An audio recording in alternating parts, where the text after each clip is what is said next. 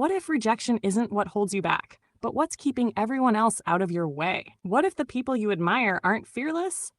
They're just immune to waiting for permission. Today, we're not talking about confidence. We're talking about why the fear of rejection is the most dangerous virus in the modern mind, and why killing it might be the single greatest decision of your life. What if healing isn't about fixing the wound, but about realizing who you became because of it? Interesting. So that means healing is more so a character development of sorts, a maturing of sorts. Healing in that particular context wouldn't exactly be about filling in the wound so that you are better, but it would be like an adaptation. So the wound becomes not necessarily a wound itself, but rather a mechanical tension enforced on your muscles so that you can gain hypertrophy and you can like gain more muscular structure. Is that what you're trying to refer to? Exactly. And with that lens, the wound isn't something you undo. It's something you build around, like scar tissue that doesn't just cover pain, but shapes identity. So then the question is, what part of you today could only exist because the wound happened? The part of me that knows the outcome of the wound. The point is, there is a saying. It's called something which doesn't kill you makes you stronger. And the point and the psychology behind that is that once you survive something, you know for a fact that it is not life and death. For example, a lot of people, a lot of teenagers, and even a lot of adults have this fear of rejection. It manifests in their relationships, it manifests even in their careers, it manifests everywhere they go. And this fear of rejection, what it does, it paralyzes them. But think about it, if I am rejected from a job opportunity, does that mean I am blacklisted to work anywhere?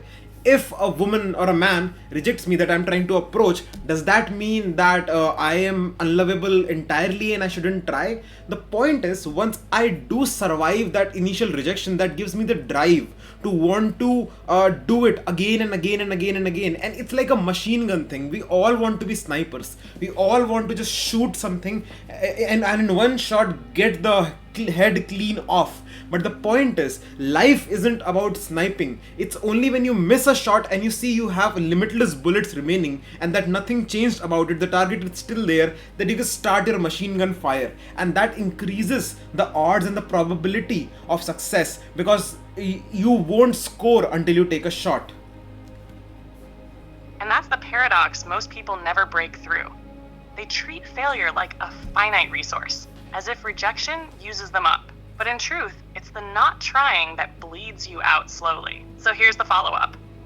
What would your life look like if you treated every wound as ammunition instead of a scar? A lot better, actually, because the point is, there are only a couple of things in life that can really kill you. And most of us that are living in urban cities, most of us that have the privilege to be born middle class or perhaps even be born high class, these people are not going to face life or death situations throughout their lives, which means they do have that limitless ammunition. Think about it. You apply to 100,000 jobs, for example, just taking an exaggerated figure, and you'll clear like at least 10,000 of them, maybe 1,000 of them, hell, maybe even just 100 of them. But 100 jobs, you just have it in the bank. You can choose. The amount of permutation combination you can do to pick the best job for your abilities is going to be amazing. Same thing with approaching women. Same thing anywhere else in life. When you gather a great sample size, your results, their positive results, are also going to be really great, and that gives you the ability to choose, the ability to make life right. If I only apply 10 places, I am only likely to get accepted at maximum in 10 places. But if I apply to 100,000 places, I can have the possibility, although it's not going to happen, but the possibility of being accepted to 100,000 places. And when you have more choice in life, that means you have more freedom in life. That means you direct the decision making of your life. That means you decide the kind of life you want to lead. You have more control, you have more agency, and you go from being a passive observer, a passive passenger in life, to being the one who is in the driver's seat. Exactly. And when you're in the driver's seat, you stop asking, will they accept me? And start asking, do I even want them? So here's the next thread. If rejection is inevitable, but regret is optional, then which one are you more afraid of? Definitely regret, right? When people look back at their lives, they lament the fact that they couldn't make certain choices because they were so bound by rejection. Rejection is it's temporal in nature. Once you're past a certain point, that rejection doesn't matter, right? It matters only for a period of time. Now regret is something that is going to last for the rest of your life. If you're a younger person, the likelihood that rejection is going to sting is always going to be lesser than the likelihood that regret will stay, because your life, you have so much more of your life ahead of you. And that is the point, that rejection is only matters up until the point of the decision, but regret, now that is what matters beyond, for the rest of your life. In future tense, regret matters. So therefore, in investing in not falling through with rejection and going with investing in not being rejected, or investing in not being bound by rejection, is an investment for your future. It is an investment for your future self to not feel regret. It is like giving a part of my salary today and investing it in the stock market, or in mutual funds, or in something similar, so that later on when I'm older, I don't have to regret it. And that's the real wealth most people miss: regret-proofing your future. Not with money, but with decisions you were brave enough to make. Exactly.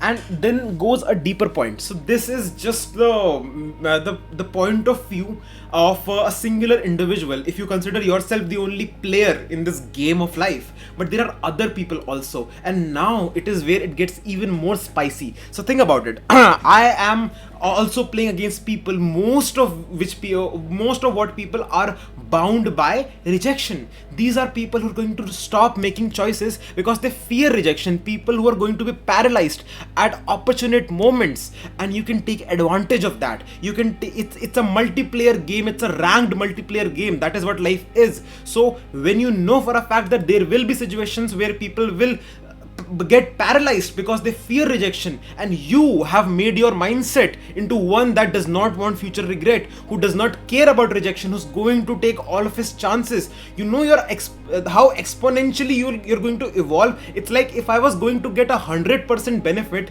by simply removing the rejection mindset from my mind, from my life, by putting it in the context of everyone else just trying to avoid rejection, I am now increasing my likelihood of success, not by 100%, but by like 1000%, maybe 10,000%. And that mindset shift might be the one and only thing that you need to change about yourself to become successful, or at least the most important thing. The moment you let go of the rejection mindset, the moment you let go of that fear, the moment you want to live for your future, is the moment you're not just free, you also have lifted a big weight off your shoulders, and you're going to be successful. It's like it's a win-win-win situation for your life. And that flips the whole paradigm, because now rejection isn't an obstacle, it's an open field, littered with the corpses of people who froze. And you're not stepping over them out of cruelty, you're stepping through because they chose to bow out. So here's your last escalation. If fear of rejection is the hidden filter that keeps most people stuck, then what happens when you stop filtering yourself entirely? You live a life as a human fucking being. You stop being a part of the system. You stop being someone who is following a script. You start being the person who writes the script. You start being the person who chooses his life, and you start being the person who has less regrets. The moment you start considering yourself as a pawn on the game of life, and you start using your own self as an object to be used, is the moment you become a sovereign person. It is paradoxical, but it is true. I will take my chances. I will apply for that job. I will ask out this person. I will do things not because I do not give a fuck about rejection, but because I want to invest in my future, in myself, and I want to be more of a human being and less of an object, of an animal. I am alive, and therefore I am going to live.